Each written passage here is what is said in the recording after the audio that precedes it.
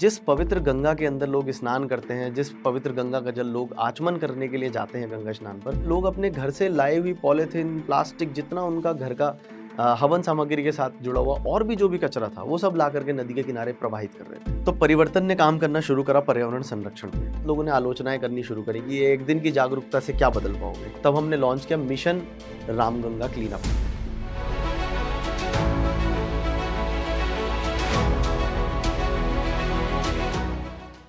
क्या आप जानते हैं कि वो कौन ऐसे लोग हैं जो हमारे शहरों को प्रगति की ओर ले जाने में जुटे रहते हैं? चलिए सुनते हैं एक ऐसे इंसान की कहानी इस वीडियो में।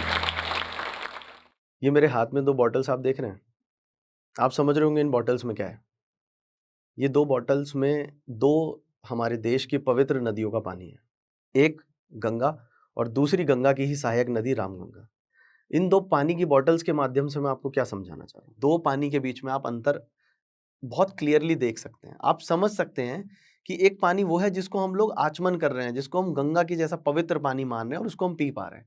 और एक पानी ऐसा है जो रामगंगा का है जिसमें हम पानी में हाथ डालते हुए भी संकोच कर रहे हैं। कारण बहुत स्पष्ट है। कारण है हमने गंगा को इतना पवित्र रखा है लेकिन रामगंगा को नहीं रखा, या गंगा से निकलती हुई और नदियों को नहीं रखा। और उसके पीछे के सबसे बड़े पहलुओं में अगर हम जाएँगे तो वो दिखेगा ह्यूमन एफर्ट्स।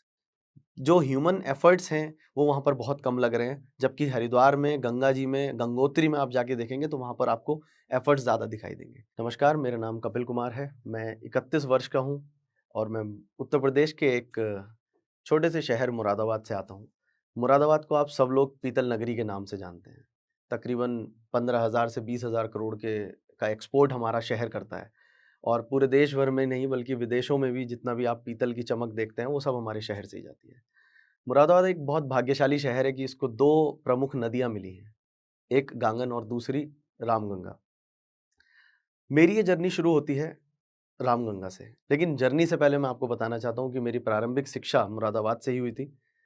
मेरी एजुकेशन में मैंने इंजीनियरिंग कंप्लीट करी है 2013 से। मैं 13 में मैंने मेरा मैकेनिकल इंजीनियरिंग कंप्लीट हुआ। इसके बाद मैंने 1 साल अपनी इंजीनियरिंग की जॉब कंप्लीट करी और जॉब करने के बाद में जैसा कि अमूमन हर किसी के साथ में होता है कि लाइफ में कुछ ना कुछ किक मिलनी चाहिए, आपको अपना पैशन फ़ॉलो करना चाहिए। और हमेशा से ये चीज़ कही जाती थी, कहीं न कहीं ये लाइन कहीं पढ़ी थी, किसी एक अच्छे राइटर ने लिखी थी, ऑलवेज़ फ़ॉलो योर पैशन। तो वो पैशन वाली चीज़ कहीं न कहीं क्लिक कर गई। वो पैशन फ़ॉलो करने के लिए मैं वापस अपने शहर आया और अपने शहर आकर के मैंने वहीं एक ज़मीनी स्तर की एक छोटी-सी संस्था थी, उसके साथ में मिल कर के मैंने काम किया। वहाँ पर लोगों के लिए काम किया, लोगों के लिए जो यूथ था उनके लिए एक लाइब्रेरी सेटअप करी। वहाँ से हमने देखा कि कैसे हम लोगों को उनके रोज़गार से जोड़ सकते हैं, कैसे हम लोगों को रेलवे के ग्रुप डी के एग्ज़ाम से लेकर के यूपीएससी तक की तैयारी करा सकते हैं। वहाँ से एक कहीं न कहीं एक डिज़ायर डेवलप हुआ कि आपको सोसाइटी के लिए कुछ करना है। और फिर उसके बाद में जब फाइनली देखा कि अब लाइफ़ में कुछ आगे बढ़ने के लिए कुछ और पढ़ना चाहिए, कुछ और समझना चाहिए, तब फिर फाइनली माइंड मेकअप किया कि यूपीएससी की तैयारी करते हैं और वहाँ से फिर आईएएस की एक जर्नी स्टार्ट करी। तकरीबन 2 साल की प्रिपरेशन करने के बाद एक ऑप्शनल सब्जेक्ट चुना जाता है जो कि सोशियोलॉजी था। और सोशियोलॉजी सब्जेक्ट आप अगर पढ़ेंगे तो आपको समझ में आएगा कि आपको समाज के सभी जो मुद्दे हैं वो बहुत क्रिस्टल क्लियर आपको समझ आने लगेंगे। जब उन समाज के मुद्दों को पढ़ा तो समझा कि समाज में कितनी सारी परेशानियाँ हैं, समाज में कितनी सारी तकलीफ़ें हैं, समाज में भूखमरी है, समाज में शहरी क्षेत्र के अपने अलग मुद्दे हैं। हम शहरीकरण की तरफ बढ़ रहे हैं लेकिन हम देख रहे हैं कि कितनी ऐसी परेशानियाँ हैं जो हमने ग्रामीण क्षेत्र को छोड़ते ही अपने साथ में जोड़ ली हैं।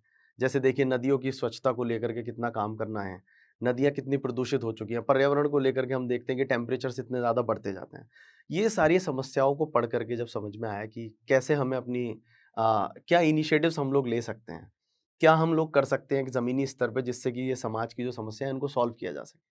इसको देखते हुए तो 2016 में परिवर्तन के नाम से एक ब्लॉग बनाया जिसमें सामाजिक मुद्दों के बारे में लिखना स्टार्ट किया। उसमें चाइल्ड लेबर एक मुद्दा था जिसके ऊपर लिखा, एक ब्लॉग लिखा।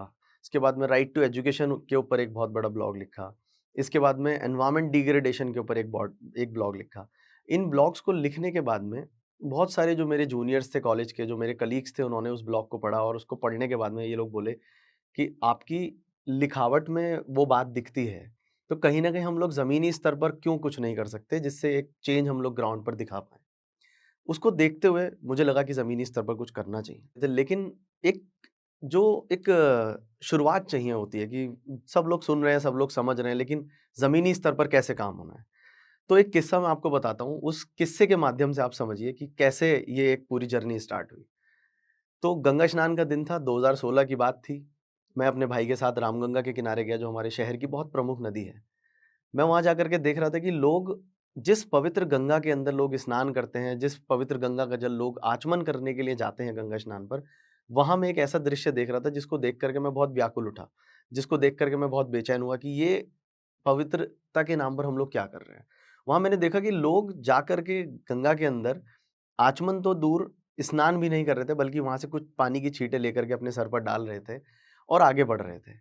वहीं दूसरी तरफ एक दृश्य देखा जहाँ लोग अपने घर से लाई हुई पॉलीथीन, प्लास्टिक, जितना उनका घर का हवन सामग्री के साथ जुड़ा हुआ और भी जो भी कचरा था, वो सब ला करके नदी के किनारे प्रवाहित कर रहे थे। वहीं देखा कि बहुत सारी खंडित मूर्तियाँ थीं, उनको ला करके प्रवाहित कर रहे थे। पॉलीथीन, रैपर, अगरबत्ती, धूप-बत्ती के पैकेट, जिस भी पैकेट के ऊपर हम देवी-देवताओं का कोई तस्वीर लगा देते हैं, उसको हम पवित्र मान लेते हैं। ये जाने बिना कि वो कहीं न कहीं किसी ब्रांड ने प्रमोट किया है। लेकिन उसमें हमारी आस्था नहीं जुड़ी हो सकती। हमारी आस्था जुड़ी हो सकती है हमारे जो हम लोग रीति-रिवाज़ निभाते हैं उनसे, जो हमारा धर्म है उसके प्रति, उसकी जो भावनाएँ हैं उनके प्रति हमारी आस्था होनी चाहिए। तो ये सब चीज़ें जब मैंने देखी तो मुझे लगा कि कुछ ना कुछ ज़मीनी स्तर पर अब करना चाहिए। लेकिन वही एक बात की शुरुआत कैसे करें? फिर मैंने अपने कुछ जो दोस्त थे जिन लोगों ने कमेंट्स किए थे, मैंने उन्हीं लोगों को बोला कि आप लोग हमेशा से मेरे ब्लॉग से जुड़े हुए हैं। आप लोग आइए और साथ में आकर के ज़मीनी स्तर पर कुछ करते हैं। तो परिवर्तन ने काम करना शुरू करा पर्यावरण संरक्षण पे। पर्यावरण संरक्षण में हमने रामगंगा चुना। रामगंगा इसलिए चुना क्योंकि रामगंगा जो है वो गंगा की प्रमुख सहायक नदी है। रामगंगा चमोली से निकल करके कन्नौज में जाके वापस गंगा के अंदर मिल जाती है। और गंगा की स्वच्छता, रामगंगा को स्वच्छ किए बिना तो हम सोच ही नहीं सकते। इसलिए हमने चुना कि रामगंगा को स्वच्छता को लेकर के काम करते हैं। लेकिन एक बहुत बड़ी समस्या थी जो हमें समझनी थी, वो थी कि लोग आएँगे कब? लोग नदी के किनारे रोज़ाना तो आ नहीं सकते, या तो कोई स्पेशल ओकेज़न वहाँ पर होनी चाहिए। तब हमने कुछ ऐसे दिनों को चुना जिसमें हमें लगता था कि लोग ज़्यादा वहाँ पर आते हैं, ज़्यादा श्रद्धालु वहाँ पर आते हैं, ज़्यादा लोग नदी के किनारे आते हैं। तो उन दिनों में हमने चुना नवमी। नवरात्रे एक ऐसा त्योहार है जो शहर में हमारे 2 बार सेलिब्रेट किया जाता है, साल में 2 बार आता है, और दोनों ही बार आप देखेंगे प्रतिदिन 15,000 से ज़्यादा श्रद्धालु जो हैं, वो नदी के किनारे आपको दिखाई देंगे। तब हमने लॉन्च किया मिशन रामगंगा क्लीनअप। और मिशन रामगंगा क्लीनअप जब हमने लॉन्च किया, तो ये कि हमने एक ऐसा अभियान लॉन्च किया जिसको हमने सोचा कि इसको हम कभी बंद नहीं करेंगे। तो इस पूरे अभियान की जब शुरुआत करी, तो शुरुआत में एक समस्या आई कि आप लोगों को जागरूक करेंगे तो उसके लिए लोगों को क्या आप एक तरीका बताएँगे कि कैसे लोग समझें? तो उस तरीके के तौर पर हमने बताया, जब श्रद्धालु हमारे पास आते थे नदी के किनारे, जब वो अपना ये जो भी हवन सामग्री थी या जो भी और वेस्ट था वो डालने जब जाते थे, तो उनको हम समझाते थे कि यहाँ 2 तरीके के जो गड्ढे हैं वो हमने किए हैं। एक जिसमें हम लोग जैविक पदार्थ डालें और एक जिसमें हम अजैविक पदार्थ डालें। एक जो गल सकता है नेचुरली प्रोसेस से, और दूसरा जो कि नहीं गल सकता। जो नहीं गल सकता था उसमें हम पॉलीथीन, रैपर्स और ये सब अगरबत्ती, धूप-बत्ती, कंघा, शीशा, जितने भी पूजा के सामान होते थे वो सब उसमें डलवाते थे। और जो गल सकता था उसमें सभी हवन सामग्री। जब वहाँ हम लोग गए, वहाँ हमने अपने वॉलंटियर्स को लगाया तो बहुत सारी समस्याएँ थी जो हमारे लिए नई थी। संस्था बना देना, मुद्दों को समझ लेना और मुद्दों के ऊपर लोगों को जागरूक कर देना, ये सब किताबी भाषा में बहुत आसान लगता है। लेकिन जब आप ज़मीनी स्तर पर उतरते हैं, तो आपको लोगों के बहुत अलग-अलग तरीके के जो सवाल हैं उनको सॉल्व करना पड़ता है। ऐसे ही एक सवाल था, जो सीधे-सीधे आपकी आस्था पर चोट पहुँचाता था, वो ये था कि आप लोग होते कौन हो हमें नदी में स्वच्छता के ऊपर ये ज्ञान देने वाले? बहुत लोगों ने आलोचनाएँ करनी शुरू करी कि ये एक दिन की जागरूकता से क्या बदल पाओगे? ये नदी तुम्हारे 4 लोगों के स्वच्छता अभियान से सही हो जाएगी? जो आपकी सरकार है वो तो इतना बड़ा अभियान चला रही है नमामि गंगे, आप क्या इसमें बदल पाओगे? जब लोगों ने ऐसे कमेंट्स किए तो कहीं न कहीं एक डीमोटिवेशन भी हुई। बट मैंने उस डीमोटिवेशन को साइड दरकिनार करते हुए, तो हमने उनको बताया कि हम कोई नहीं होते हैं, हम एक आम नागरिक हैं, लेकिन हम कंसर्न हैं, हम जागरूक हैं कि हमें अपनी नदी को कैसे संरक्षित करना है। आप एक चीज़ छोटे से एग्ज़ाम्पल से समझिए कि 25 साल, 30 साल पहले जब हमारे देश के अंदर ये प्लास्टिक या पॉलीथीन का कल्चर नहीं था, तब क्या हम आस्था नहीं साबित कर पाते थे? क्या तब हम पूजा-पाठ नहीं कर पाते थे? क्या तब हम नदियों को स्वच्छ नहीं रख पाते थे? क्या तब हम अपने घर से सब्ज़ी लेने निकलते थे, तो क्या हम सब्ज़ी नहीं ला पाते थे? क्या तब हम दूध लेने निकलते थे, तो हम दूध नहीं ला पाते थे? या कुछ भी ऐसा डेयरी पदार्थ लेने निकलते थे, तो कुछ मार्केट से नहीं नहीं ला पाते थे क्या? इसका जवाब है, बिल्कुल ला सकते थे। कैसे लाते थे? जब हम सब्जी लेने निकलते थे तो हम घर से थैला लेके निकलते थे। जब हम दूध लेने निकलते थे तो हम एक बर्तन पहले ही लेके निकलते थे। जब हम नदियों में आते थे तो हम प्लास्टिक या पॉलीथीन में हवन सामग्री प्रवाहित नहीं करते थे। हम पत्तल पे रख के, एक फूल रख के उसको प्रवाहित करते थे। हमारे कल्चर कहाँ से चेंज हुआ? हमारा कल्चर चेंज हुआ जब हमने वेस्टर्नाइज़ेशन को एडॉप्ट किया, जब हमने पश्चिमी सभ्यता को एडॉप्ट किया, जब हमने देखा कि हमें यूज़ एंड थ्रो का कल्चर मिलने लगा है, जब हमें डिस्पोजल्स मिलने शुरू हो गए, जब हमें पॉलीथीन मिलनी शुरू हो गई। और ये सब वो पदार्थ हैं जो सॉलिड वेस्ट में बहुत ज़्यादा एड अप करते हैं। और इन्हीं चीज़ों से जुड़ी हुई समस्या आज हमारा शहरी क्षेत्र जो है वो फेस कर रहा है। नदी जल संरक्षण में आप देखेंगे कि नदियों की स्वच्छता अगर हमें करनी है, तो हमें सबसे पहले सॉलिड वेस्ट से निजात पानी है। यहाँ ह्यूमन एफर्ट्स की बहुत ज़्यादा ज़रूरत पड़ेगी। यहाँ आपके और मेरे एफर्ट्स की बहुत ज़्यादा ज़रूरत पड़ेगी। लेकिन दूसरी तरफ अगर देखा जाए, तो एक ऐसा वेस्ट है जिसको ट्रीट करने के लिए हमें एडमिनिस्ट्रेटिव मशीनरी की बहुत ज़्यादा ज़रूरत पड़ेगी। वो है सीवेज ट्रीटमेंट प्लांट की मदद से। जो सीवेज वेस्ट हमारे घरों से निकल रहा है, उस वेस्ट को हम लोग ह्यूमन एफर्ट्स की मदद से सॉल्व नहीं कर सकते। उसके लिए हमें मशीनरी की ज़रूरत पड़ेगी। इन सारी ही समस्याओं के ऊपर जब हमने 2 साल, 3 साल काम किया, तब हमें लगा कि अब हमें इसको और एक नई अप्रोच उसके अंदर डेवलप करनी है और लोगों को बड़ी मुहिम के माध्यम से जोड़ना है। हमारे यहाँ लोगों ने कहा कि तुम लोग का ये जो एफर्ट्स है ना, ये सब वेस्ट हो जाएँगे। क्यों? क्योंकि तुम लोग जो भी कर लो, लोग सुधरेंगे नहीं।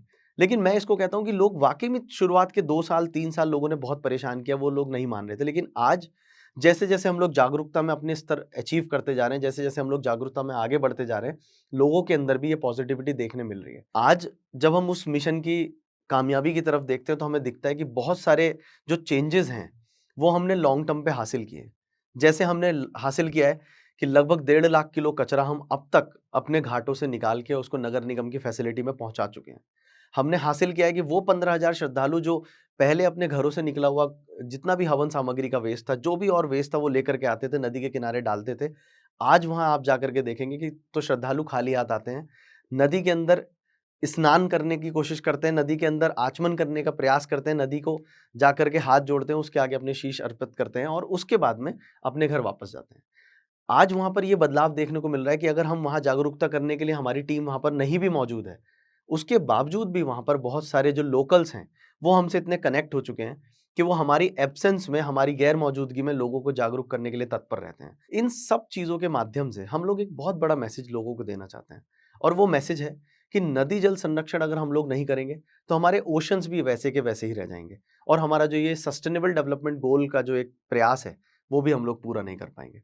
कहीं न कहीं हम लोगों ने प्रयास किया है कि लोगों को हम नदी की तरफ जोड़ पाएँ और नदियों को जोड़ने के लिए ही हमने जब बहुत सारे प्रयास किए, तो उसमें एक नया प्रयास जो हमें 3 साल पहले एक सूझा था कि कैसे हम लोग इस चीज़ को, इस रामगंगा को और बड़े स्तर पर लेके जा सकते हैं।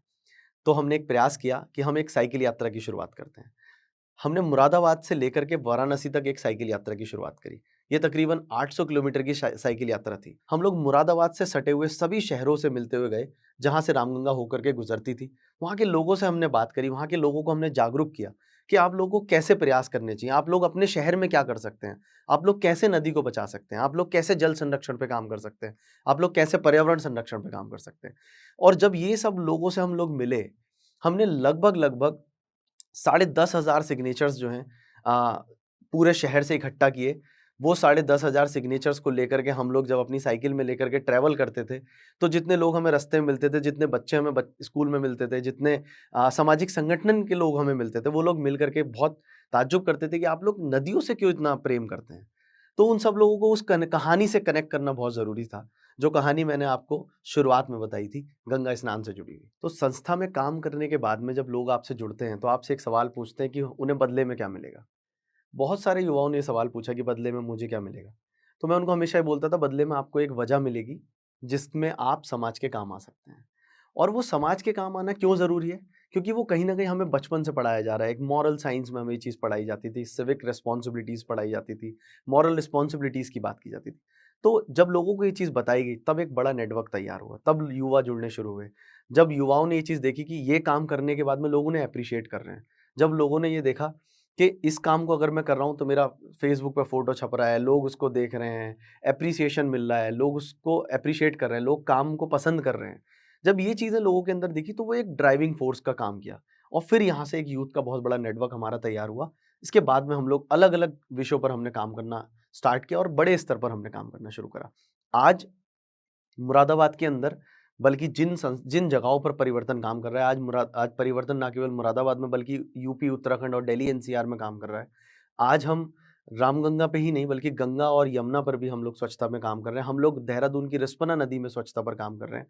हम लोगों ने विभिन्न नदियों को चुना है और ये मेरा प्रयास रहा है कि कहीं ना कहीं जिस भी शहर में हमारी टीम है, जिस भी शहर में हमारे वॉलंटियर्स हैं, वहाँ पर हमारी जो टीम के वॉलंटियर्स हैं वो लोग उन नदियों पर ज़रूर काम करें जहाँ से, जिस शहर से वो नदी गुजर रही है, ताकि नदियों पर जो कार्य करना हमारा एक बेंचमार्क रहा है वो कभी भी पीछे ना छूटे। अभी हाल ही में लास्ट ईयर हम लोग को वाटर हीरोज़ कॉन्टेस्ट में हम लोग को विनर बनाया गया है। नमामि गंगे की तरफ से नेशनली 6 एनजीओज़ को चुना गया था, जिसमें 10,000 का कैश प्राइज़ भी था और नेशनली 6 एनजीओज़ में से परिवर्तन द चेंज भी एक एनजीओ है, जिसने वो प्राइज़ जीता है।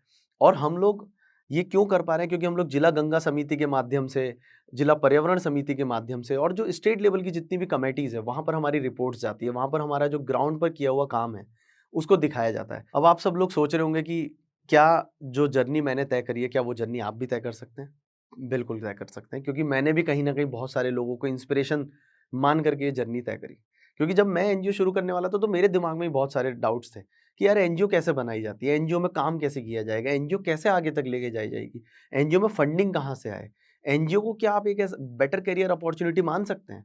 जहाँ एक तरफ आपके दोस्त 1 लाख रुपए महीना कमा रहे हैं, वहाँ आप क्या कमा सकते हैं? वहाँ आप इसको कैसे देखते हैं?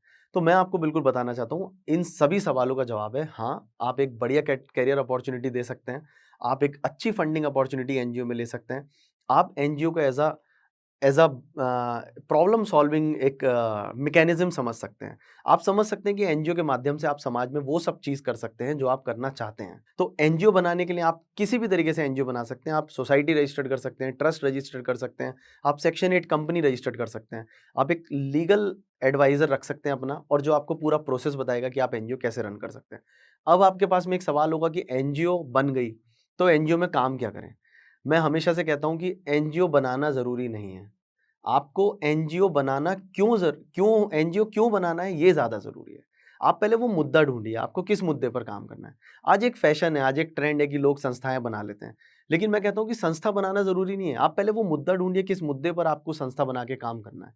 अगर आपको लगता है कि हाँ, ये मुद्दा वाक़ई इतना ज़रूरी है, जिस पे मैं पूरी लाइफ़ अपनी लगा सकता हूँ, तो आप निश्चित तौर पर एनजीओ बना सकते हैं, आप उस पर निकल सकते हैं, उस जर्नी को ट्रैवल कर सकते हैं। इस जर्नी को मैंने जो पिछले 7 साल में तय किया है, उस जर्नी को मैं आज आप लोगों के बीच में रख पा रहा हूँ।